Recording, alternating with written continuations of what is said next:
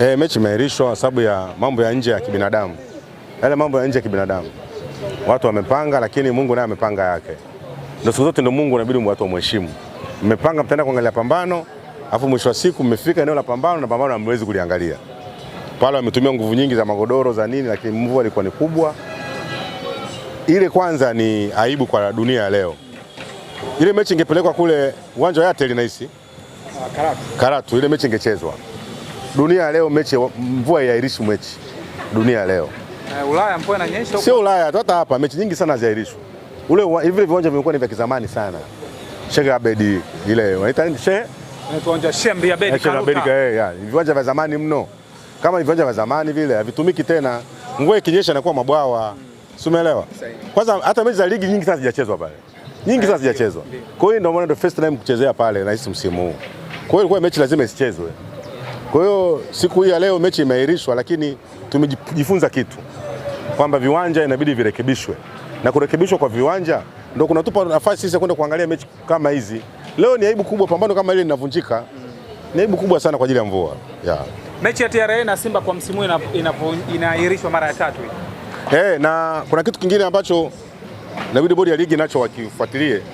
Kitendo cha Simba kucheza mechi 6 nje away. Mechi 5. Jambo zuri.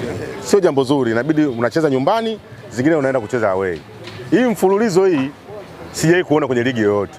Hata Yanga mwenyewe hajacheza hivi. Yanga zingine kacheza away, kaja kacheza nyumbani. Ni mambo ya kuiangalia katika bodi ya ligi nao warekebishe hiyo kitu. Lingine la kuliangalia ni kuhusu upangaji wa ratiba. Ratiba zimekuwa ni mfululizo mno, yani hapo kwa hapo. Kama hivi Simba anatoka hapa anaenda kucheza Mwanza. Kidogo hii imekaa, lakini ile ya juzi kuja kucheza leo ni ratiba ambazo zinakuwa zimeongozana muda mrefu. Yaani hakuna gap linaloacha watu wakapumzika. Imekuwa karibu mno. Hii nayo inasababisha sana wachezaji nao waweze injury nyingi zinatokea na kuchoka kwa wachezaji nako kunachangia sana kwa mechi kama hizi. Lingine kwa sababu leo nimekaa kwa ajili ya kuelekeza. Lingine ambalo nimeliona ndani ya ligi ya kwetu Tanzania mpaka mida hii tunaenda. Kwanza tujue maelekezo yanaelekea wapi? Naenda bodi ya ligi. Sawa. Na lingine ambalo nimeliona ambalo sio haijakaa kiafya sana. Waamuzi. Sasa hivi imefikia hatua Simba ndio kashaona muhanga wa maamuzi katika nchi hii. Tumezulumiwa goli letu na hatujaandika barua kwenda bodi ya ligi. Bado hujanisoma hapo. Tumezulumiwa goli lakini hatujaenda bodi ya ligi kulalamika. Ila wao ambao hawajazulumiwa goli wameenda kulalamika. Kwa nini huyu kafungue miezi 6, huyu kafungue miezi 3? Utagundua sasa kuna watu wa mpira na wengine sio watu wa mpira. Simba ni timu ya mpira na timu ya wastaarabu. Ndio maana sisi hatukwenda kulalamika kwenye bodi ya ligi. Hatukwenda kulalamika kwenye bodi ya ligi kwa sababu zifuatayo. Simba ni timu ya mpira. Tumezulumiwa goli hadharani ambayo lazima alikuwa mkavu kiasi kwamba kaja akafungua na bodi ya masaa 70 ngapi? Masaa 72 imekuja kumfungia na akaelewa sababu kukataa goli la Simba. Goli ambalo lilikuwa ni clear kabisa. Sasa haya mambo ni kurudishana nyuma. Ile eneo nyinyi mnalichukulia jepesi. Ina maana kwamba Simba sasa hivi angekuwa juu kwa pointi 3. Yaani leo tungekuwa tunaenda sawa na Yanga. Lakini kitendo cha kwanza kuzulumiwa magoli kama haya inatuharibia kabisa sisi wana Simba. Na hii inatutoa katika ramani kabisa kwenda kutetea ubingwa wetu. Maana yake hii swali lisipokemewa, mechi inayofuata tena Simba kifunga Yanga litakataliwa, yatabaki haya malalamiko. Kwa hiyo ndio vitu vya kuviangalia kwa kipindi hiki ambacho tunakwendea kwenye hatua hizo tunakwendea mbele. Mchungaji, turudi hapo kwenye mchezo kuahirishwa. Hii haiathiri Simba kulingana na ratiba ya bodi ya ligi sasa namna ilivyo, lakini pia ratiba ya Simba tukiangalia na msimamo wa ligi kuu. Inaathiri kwa sababu malengo yanakuwa ni tofauti na yale ambayo mlikuwa mmeazimia. Malengo yanakuwa ni tofauti na yale ambayo mlikuwa mmeazimia, ambao tulitegemea leo tungeweza kupata ushindi. Leo hii tunatokea mechi imeahirishwa, kwa hiyo kiporo kinabaki, tunaanza kuangalia mechi nyingine ya Pamba Jiji. Tayari inaonyesha jinsi gani sisi tuna struggle. Simba tuna struggle sana mwaka huu. Lakini kustruggle kwetu ndio kutusababisha tu strong, kustruggle kwetu kunasababisha Simba awe bingwa mwaka huu. Lakini sasa kuna ahueni ambayo inaonekana. Ahueni ya nini? Baada ya mchezo kuahirishwa. Hapana, ahueni ni kwamba upike eneo la tukio, upate matokeo, afu uendelee mbele. Yaani sasa na wewe leo umefika sehemu ya kazi umeomba kazi hamna, lakini uko kazini. Wewe utajisikiaje? Ndio kitu ambacho kimetokea leo. Kwa hiyo leo hii kitu imetuathiri, sio jambo zuri na tunatoka tena tunaenda Mwanza kwenye mechi ambayo ni ngumu vile vile. Mechi ya Pamba na Simba si mechi ambayo itakuwa nyepesi. Ni mechi ambayo itakuwa ni ngumu sana. Tutapata matokeo lakini mechi itakuwa ni ngumu sana kuliko watu wanavyofikiria. Thamani ya ligi yetu na mechi kuahirishwa kwa kesa mvua imekaje? Ndio alikuwa anasemea. Nikasema kwa level sasa hivi ya ligi yetu ya Tanzania ilipofikia namba 5 kwa ubora, sio namba 6. Kwa kuahirishwa kwa ajili ya mvua, alafu mvua haiendelei, mvua ishakata. ni level za kizamani sana. Sisi tunajilaumu kwa sababu gani? Ule uwanja umekaa karibu nusu msimu hujatumika. Ile mechi ingekuwa imepelekwa kwenye ule uwanja wa Karatu, mechi ingechezeka kwa sababu ule uwanja ni rafiki. Hata kama mvua ingenyesha ile mechi ingechezeka. Kwa hiyo kuna uzembe umefanyika ambao umesababisha mechi hii iahirishwe na kusababisha kusumbufu kwa watu wengine. Watu wametoka mbali, wamekuja kukata tiketi zao, wamekuja kwa ndege, wengine wamekuja kwenye hoteli kubwa. Arusha tu unajua ni jiji la kitalii, watu wamekaa kwenye hoteli kubwa, afu mwisho wa siku pambano walioni. Haijakaa vizuri. Tuje kwa namna ambavyo wewe umefuatilia. Nilikuwa nazungumzia hapa kuhusu waathirika sasa. Waathirika wa tukio hili la mechi kuahirishwa ni kina nani? Waathirika ya hii kuahirishwa ni timu zote. Mashabiki wote wa TRA na wa Simba na wachezaji timu zote. Upande wa mashabiki sasa, maana kuna watu wamekata tiketi, kuna watu wamesafiri kutoka kama tulivyosema awali kutoka Mbeya, Shinyanga huko si wapi kuifuata mechi. Bwana, kwa unapofahamu wewe sasa labda kuna favor yote? Hamna favor yote.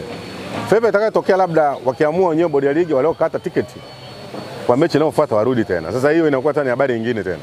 Sio malengo. Kwamba ile mechi ile tiketi inabidi uitumie tena kwa mechi na wamekufanyaga hivyo. Lakini malengo yalikuwa sio hayo.